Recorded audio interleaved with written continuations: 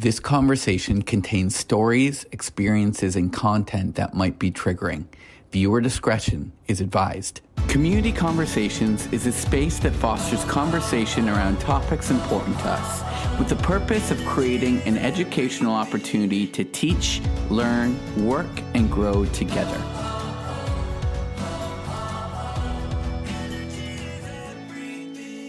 With your host, Ina. Welcome to the last community conversation of 2022. Hope you have watched our live stream that was in October, 1 month ago. If you haven't, you know where you know where to find it. And yeah, today's topic is a hard one, but so very, very important. The day we record this is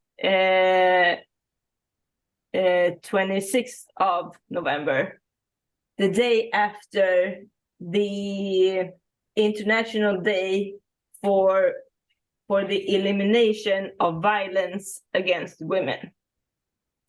So this conversation will be some hard stuff, hard truth, but I hope you all will be in for it. So let's dive in and start off by saying we're so very happy to have you, Adeline, with us. You were on the Push Project podcast, which Danny is hosting. Episode 65, if I'm not mistaken. So you will find that podcast wherever you find your podcasts.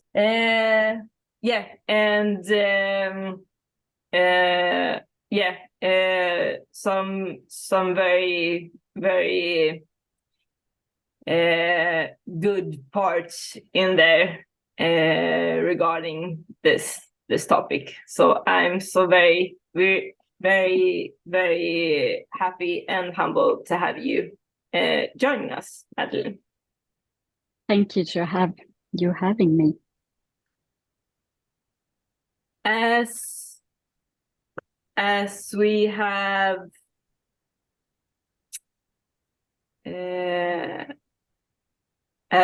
have started so many, or the latest of our conversation, we have some statistics that Diva will share with us. Yes, thank you. I've searched for bit of information out there, and everything that I present will be linked under this video. If you interested to dive in yourself, you're welcome to. But what I found is that in Sweden alone, in 2021, there were 29,300 cases reported. 27,600 of those were sexual assaults. And in the US, there was a study conducted in 2006. The link will be down below. Out of 6,309 women, 33% of those, sorry, were abused, and the ages were between 18 and above.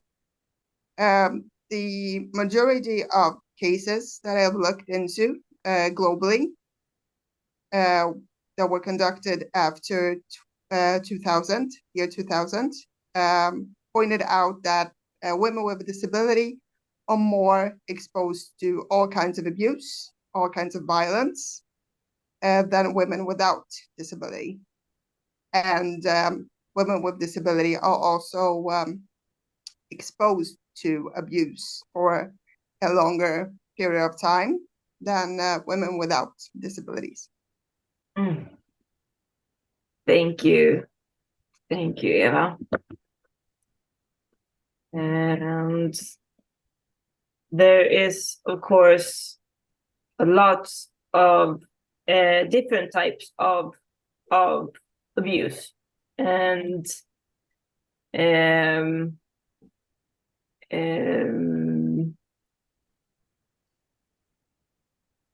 we will share some of them. There might be more than you see on the screen, and of course, as everything else, there are so many different levels to this, and different types of abuse can be combined also.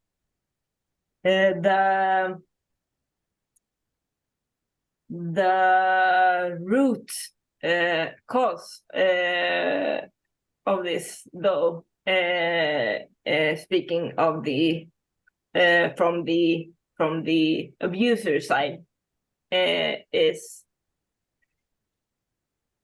a sense of control over your victim, and a sense that you as the perpetrator is above your victim.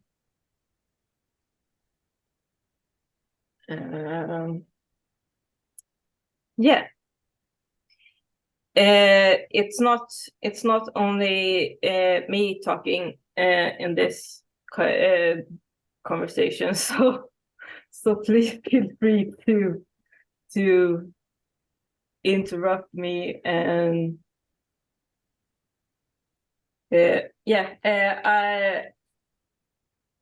please.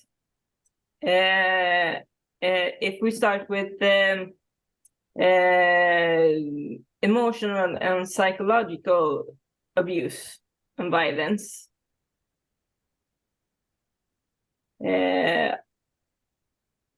that I think is something that isn't shown or as easily recognizable to people outside, and it's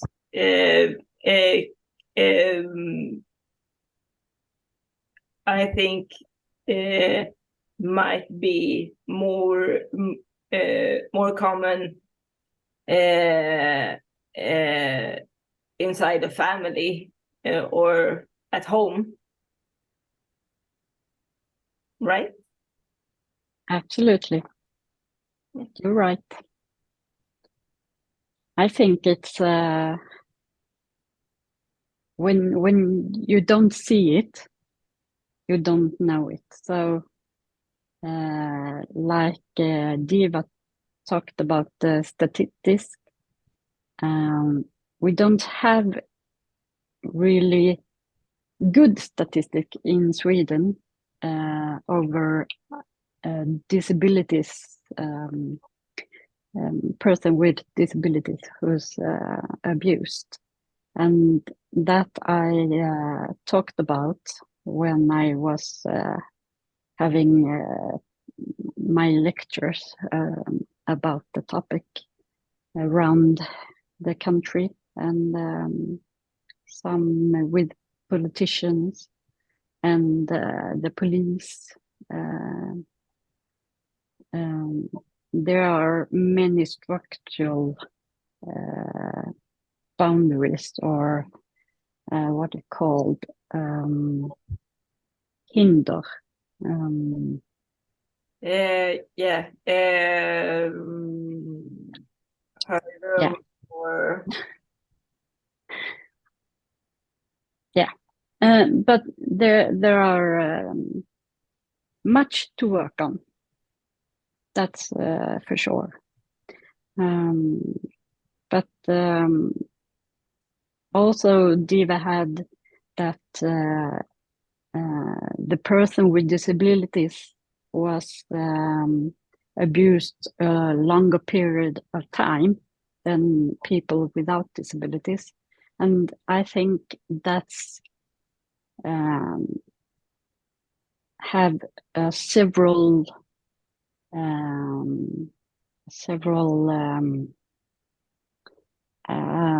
what is called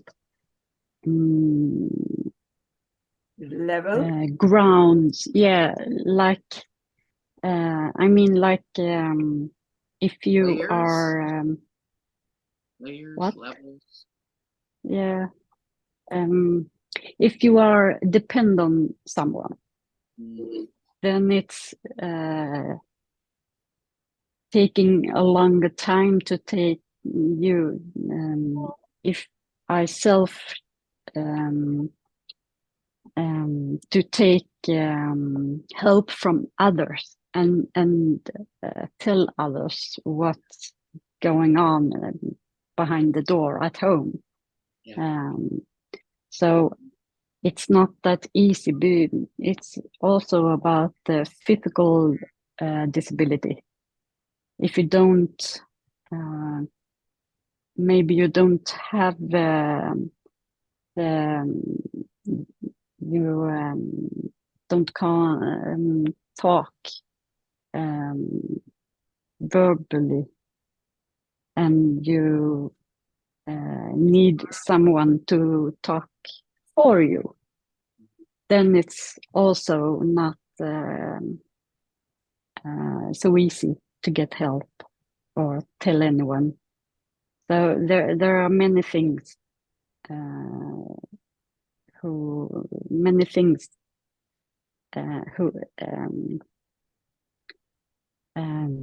makes it more difficult to take action out of the abusable life or Yeah. something. I hope you Yeah. you understand my Yeah. 100%. English. Yeah. No, Yeah, Madeline, and you're doing great. Yeah. yeah, and you reminded me why I put these types of abuse in this order. Okay. Because abuse and violence often start small and like subtle words, picking on oh, should you really wear that? Should you really really have on so much makeup?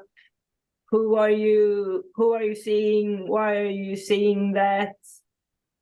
And it often comes from your partner, the person you are supposed to feel most secure around. It could also be violence from a parent to a child, And also, here we are talking about and highlighting violence against women, but of course, these violences can also happen to men, and it's not only men abusing women. It could be women against women. It could be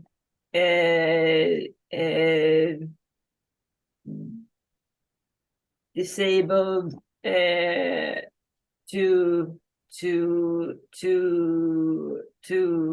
another disabled person. So it's not only that power struggle. A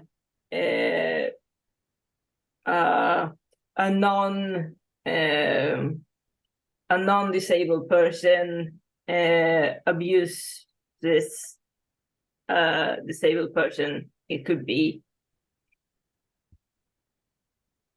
in all kinds of roles, and increase in size. Danny, did you want to? Yeah, no, I first of all, I was just gonna say I love and appreciate you like opening the conversation up like that. I think it's so interesting because in whether it be us four on a call, me being the only dude on this call, or life, I much rather talk about like does abuse happen to men? Absolutely it does, for sure. Does it happen to women most of the time over men? I think it does. As a dude, I think it does. And I think, again, this is without me digging into statistics of men and women, but I think if I dug into those statistics, the statistics would back up that abuse is typically geared towards women. So, I again, like I think it's super interesting that I'm the only dude on a call here. I could, I hear dudes say, well, what about men? And I'd say to them, well, you're not wrong, but let's look at this logically.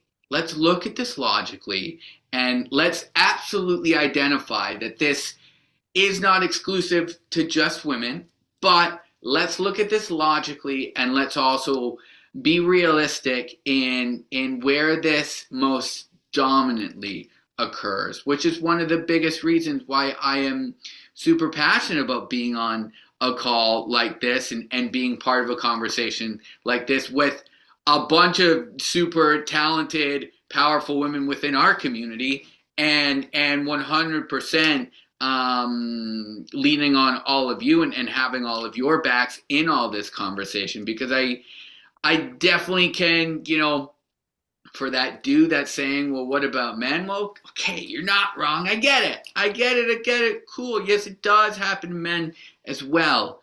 But let's look at this rationally. Let's look at this logically. Let's throughout the history of the world and time, whether we're talking Sweden or Canada, where has the power typically come from? It's typically come from masculinity. It's typically come from male dominance, and so historically speaking, that's typically how it's looked, and so we don't change history overnight, and so I don't think it's super obscure to look realistically at the idea that the issue of abuse does happen dominantly towards women in general, and then specifically women across our disability community. And I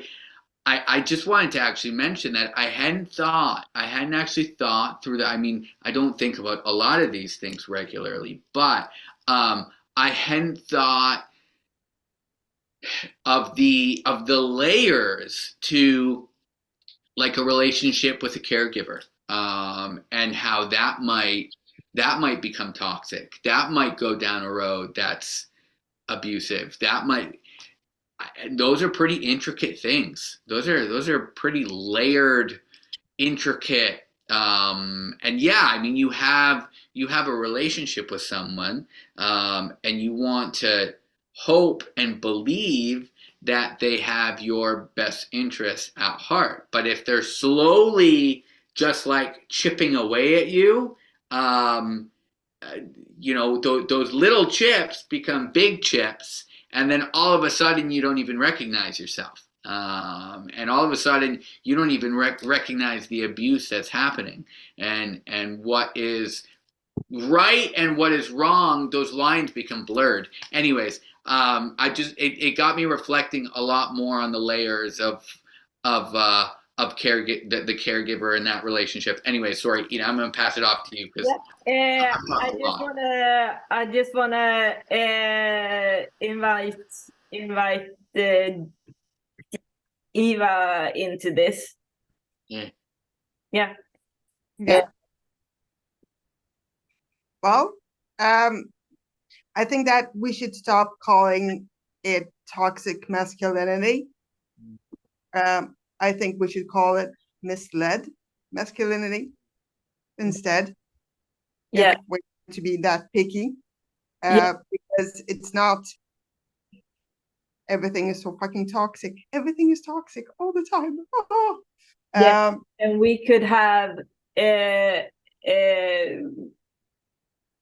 bet another call geared towards violence against men. Yeah, exactly. We should have that, definitely. But focus on violence against women. The thing is that everything doesn't have to be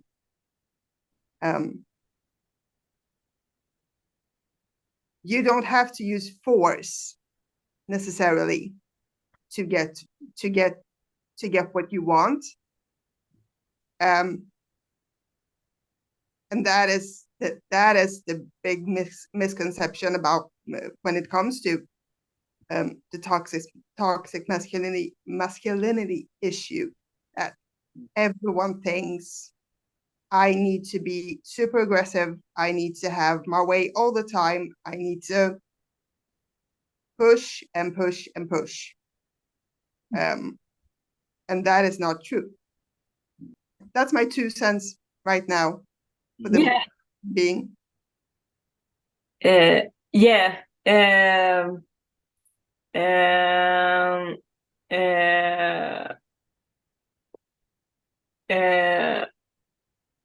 One thing that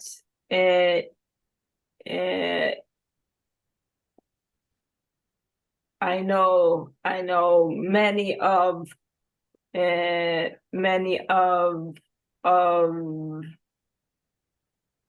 us here in Sweden or the Western world, I have heard so many stories about especially taxi drivers abusing their power over us as customers.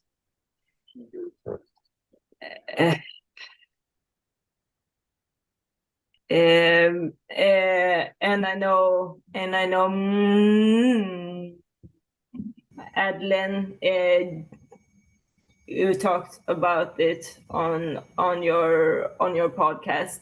I can jump in and Yeah. and talk If about that. you share as much or as little as you want. Absolutely. Well, when I was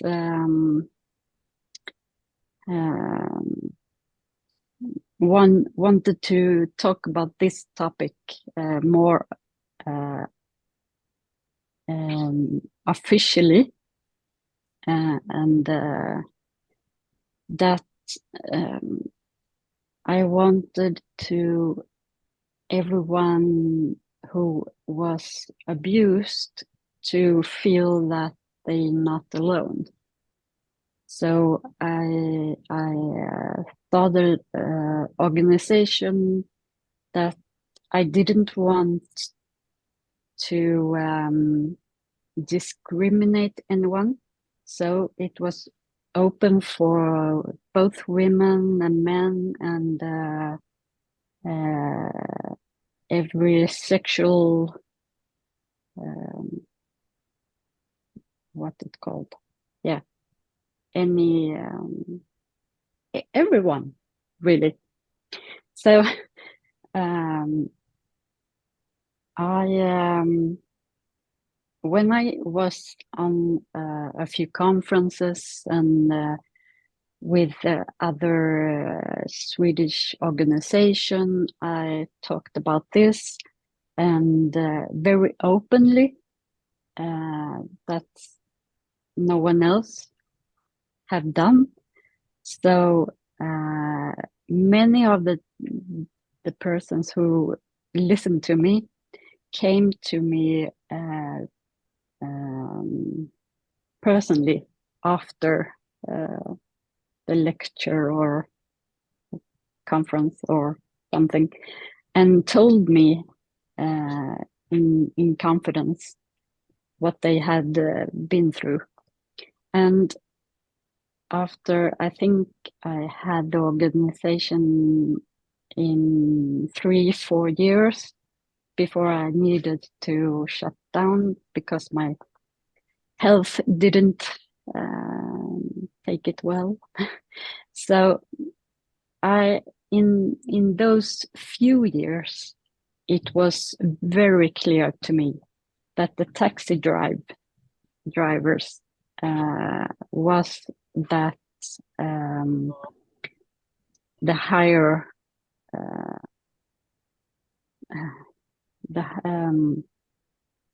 that was the most abuse.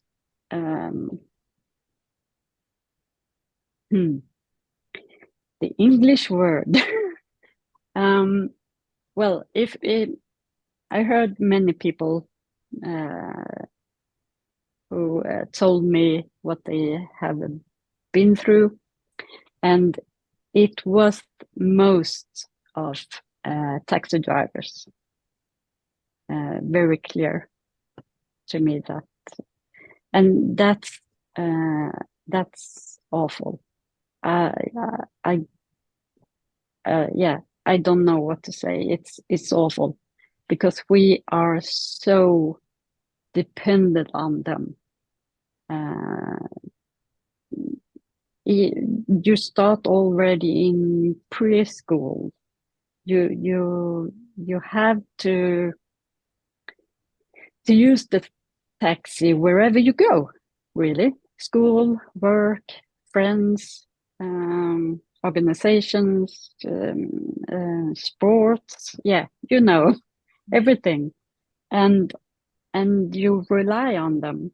And in my case, I was a very social girl, so I talked a lot, and I was always happy, yeah, and out girl, yeah, friends with everyone, like typical.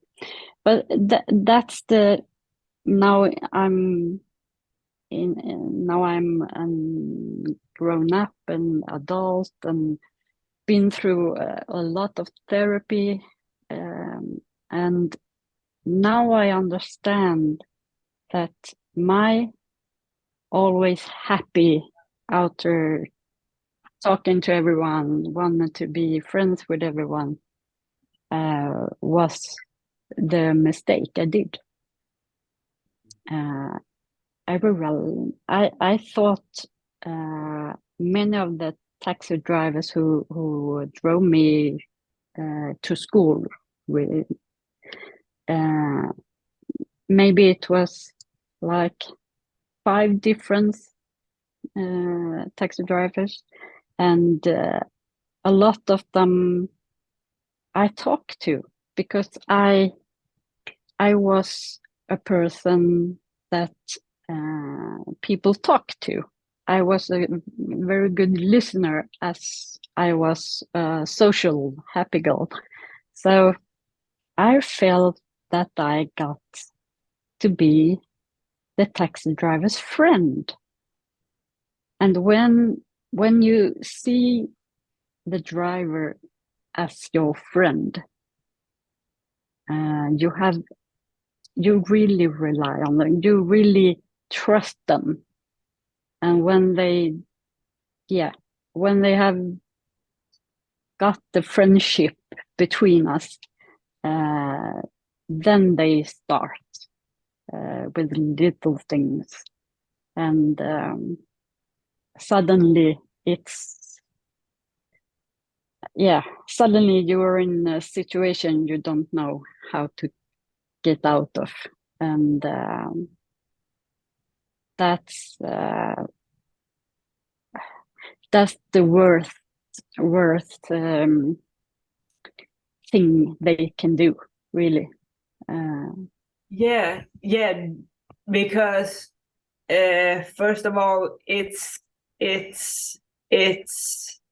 someone you haven't chosen to be around. First of all, Exactly. someone that you don't know.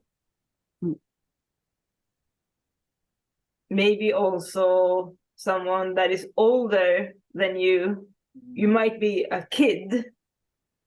Absolutely. And someone that is there to that has this job that is to help you. And their job is to drive you from point A to point B, nothing else. So you're saying so many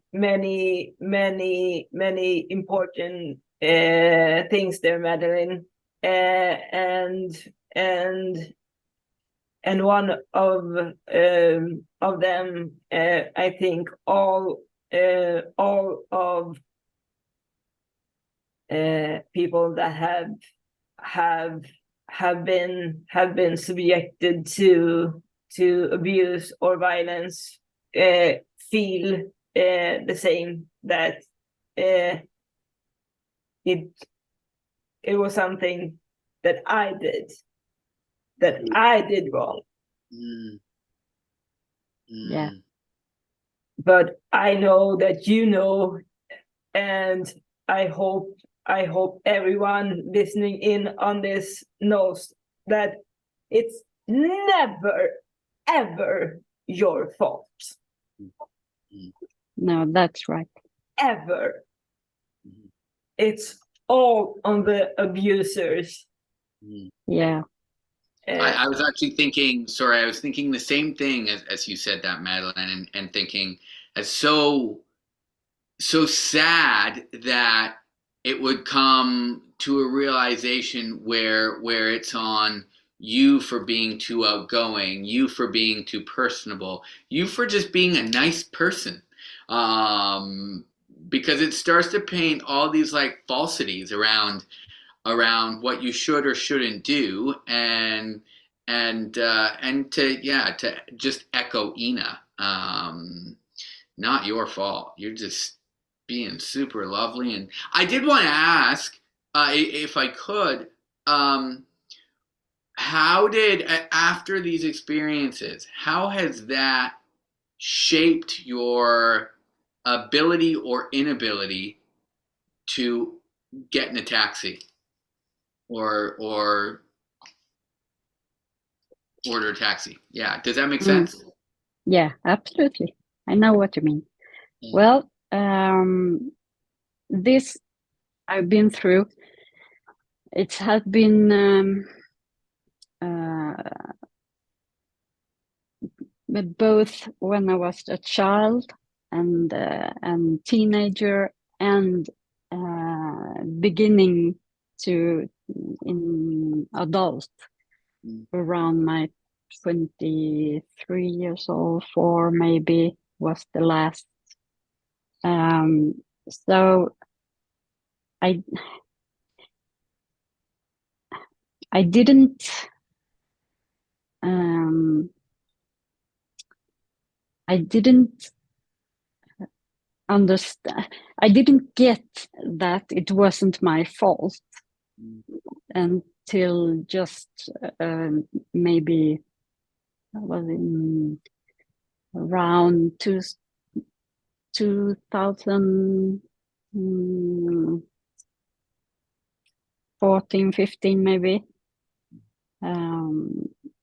Then I had gotten in therapy several years on and off, and I still do, but not because of that. But to answer your question, well, I have a driver license, so I really drive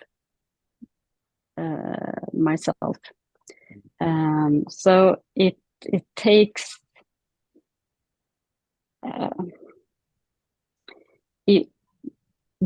if I have to use the taxi, I do. But now I have in Sweden we have people who can help me during my day. We talked about that before, and I feel a little more secure if I go with taxi with my personal assistant. Then I'm not alone. That's the really yeah, that's really my problem, or what you say. So I'm not feeling safe on my own, even if the persons I who did this maybe not driving the taxi anymore, but I can't be sure, and that's why I asked even. I have been moved around a lot in my adult life, and when I moved back to the city, when the abuse occurred, I asked even the taxi companies, or really the company who have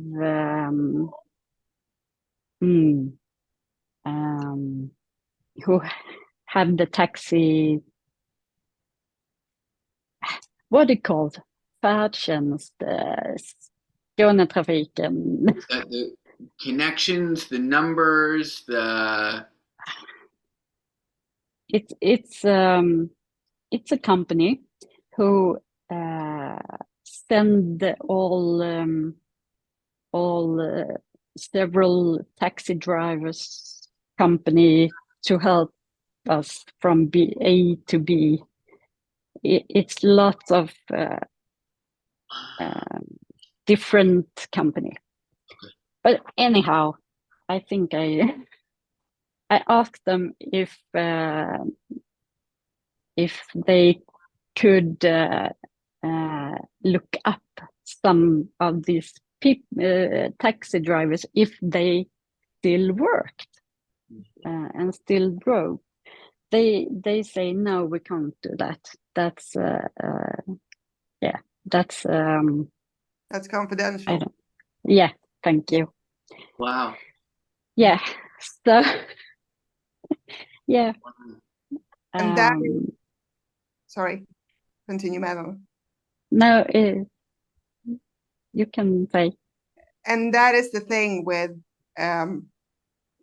the victim and the abuser, that the victim will do anything and everything in their power to protect themselves and get away from the abuser when they realize that they are being abused. But the abuser might go after them years later.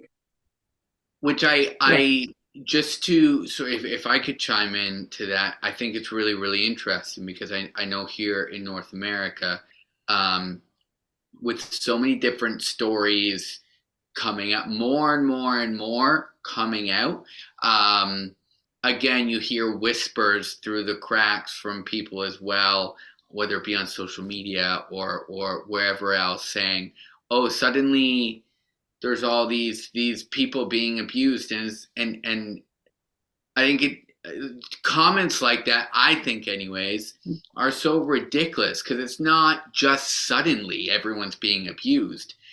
People have been abused and they're not safe to be able to come out and share. So when one person shares their truth, another one feels empowered and another one feels empowered. And then with the hope that suddenly there's this army of women who are sharing their truth and empowering other women within our disability community or beyond to actually share their story as well. And it just made me think of that because I know there's several different reasons that a victim would for many years not say anything at all. Exactly. Yeah. I now I see myself more like a survivor than a victim. So I used a survivor of sexual abuse, and I can say I didn't all. It's not, in my case, it's not just taxi driver because I had it in my relationship too. So it's a different, it's different anyhow. So it can be in different in what way? Oh, well,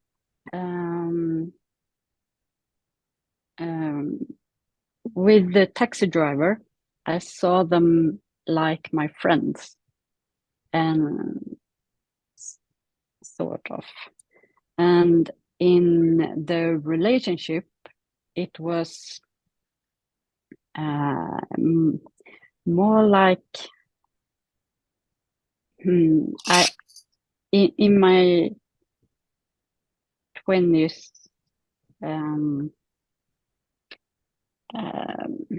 I didn't know how a adult relationship should be really. I thought because of my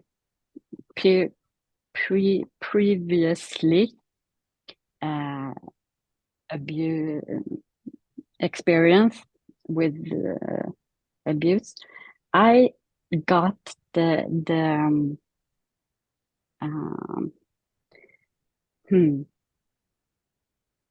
I thought really that the man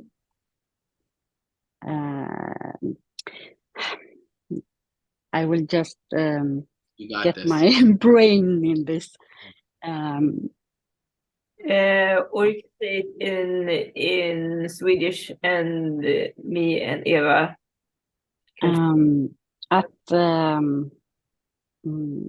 Jag trodde att kvinnor skulle göra precis vad mannen sa eller ville. So basically, your perception of a woman was that a woman should be obedient towards the man, and that men were allowed to do whatever they wanted without any consequences. Yeah, I got that feeling because of my previous in childhood abuse, and so I know it's weird. I know it's not right, but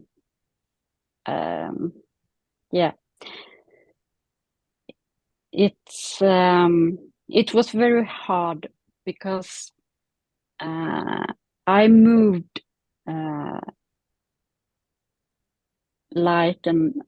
with car 1 hour away from my family with this boyfriend because I got a job in his village or something there. So really he got the power because I didn't know anyone there in this city or village. I did work, and I was home, and he you talked about it starts with little things, and it started with little things, small words, like you're bad at that, or you don't cook very well, or I was very young. I was 19 when I moved out of home, my parents and my siblings. So I didn't know really. And then I moved not far away from my family, but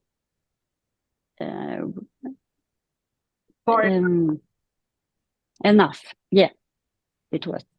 And they didn't see anything, really. And they didn't ask anything when I was crying, or So I'm not gonna go deep in that. When we could talk tomorrow all night long. But so I have the taxi drivers, yes, and the experience in relationship too. So it's a little bit different because when you have it at home,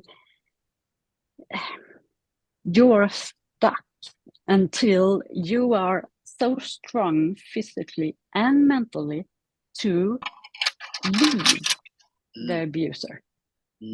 But that takes a lot of strength and a lot of courage and hell to explain this to your family, that you want to leave a relationship that they say saw like really perfect. So it need to happen something that you feel like now I leave. I leave.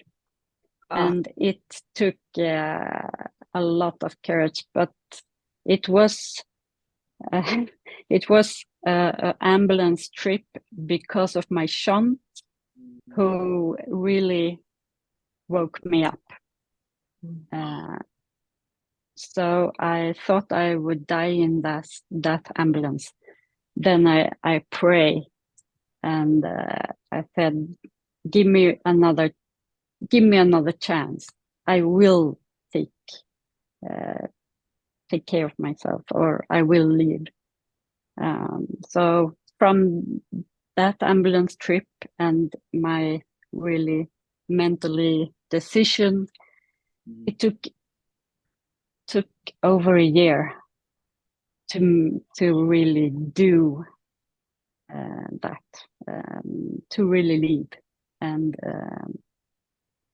it was tough, and no one really understood why I took that decision, and I couldn't even then I was 22, I think. I couldn't explain it. I really couldn't explain it. So to explain it to my parents, they didn't know until 2016. So yeah, maybe they had suspicious or something, but they didn't ask. So Which is yeah, very common. Yeah, it is very common. yeah. So yeah. Now I'm talking a lot. It is very common. You don't know what you don't know until you know it. Basically, I'm single today. I've been single for many years now. My previous relationship that ended like 4 years ago, I think, was when I realized that I've been abused in the relationship before that one. That was very short, but very intense and very abusive. And that I realized in my last relationship that wasn't abusive. That was anything else but abusive. So it takes time. Yeah, And it it does. takes a lot of courage to realize that no, what happened to me was not okay in any way. And it wasn't my fault. Exactly. Madeline, if I could just as you were talking about your two different experiences at home and in the taxi, it made me think as well towards like how all of those things are also interconnected, even though they're different experiences. Like if something's happening at home, if this sense of normality is happening at home, and if it starts to happen in a taxi, your sense of normal might be different than if abuse isn't happening at home, if that makes sense. So, like if somebody's speaking to you in a certain way at home, you go out in the public and somebody, speaks to you not nicely, is verbally abusive, it's like, okay, I get that at home. So I guess that's how people speak to each other, I guess. But no, that shouldn't happen at home. That shouldn't happen over there.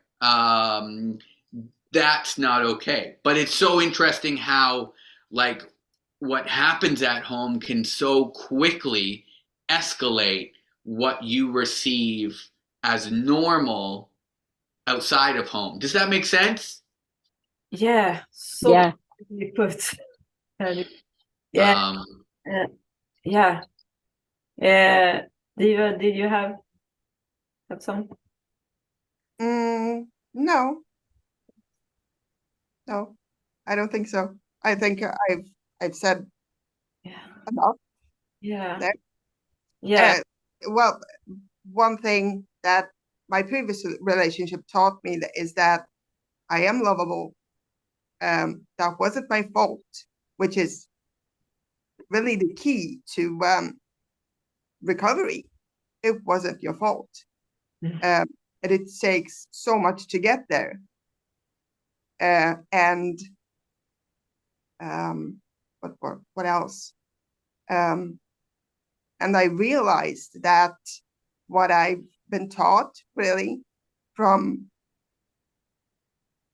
people in my family, in my surroundings where I grew up, some things were definitely not okay. And my role as a woman isn't to let things slide, to leave things alone. I need to fight for myself. Mm. And it also made me realize that I really dodged a tragedy, basically. So that was a successful relationship, I would say. Mm. Such powerful stories, and as you said, Madeline, we could talk about this for hours and hours, and I think we might come back to this another time, because this topic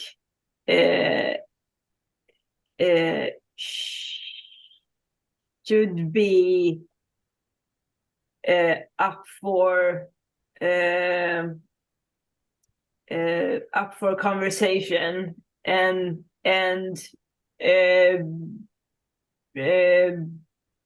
being out in the light, and we all have a responsibility to keep talking about our stories, other stories,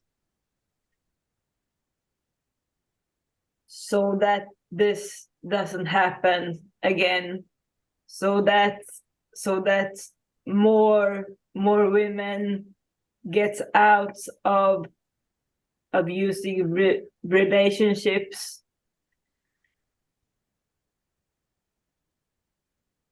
And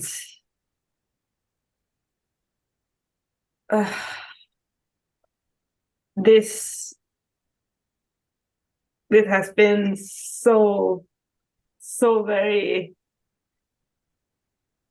powerful. So thank you all for sharing your stories. Now I'm almost starting to cry. Thank you for being here, for everyone listening. Please keep the conversation going. Here in the comments on our social medias, around your dinner table. Be that annoying family members that ask questions. You could save another person's life.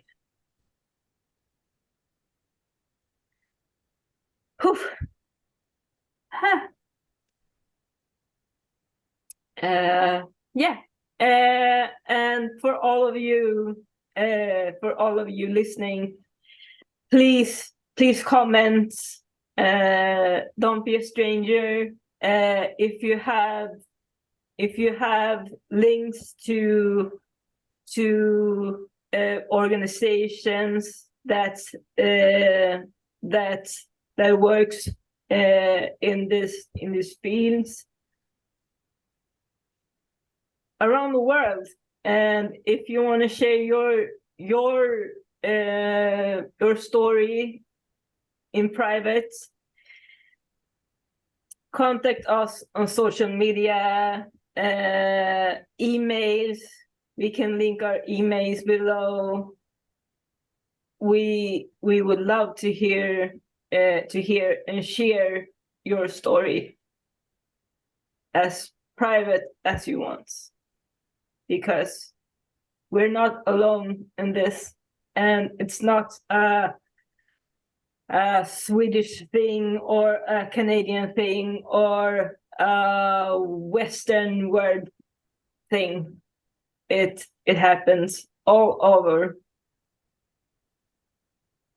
So thank you.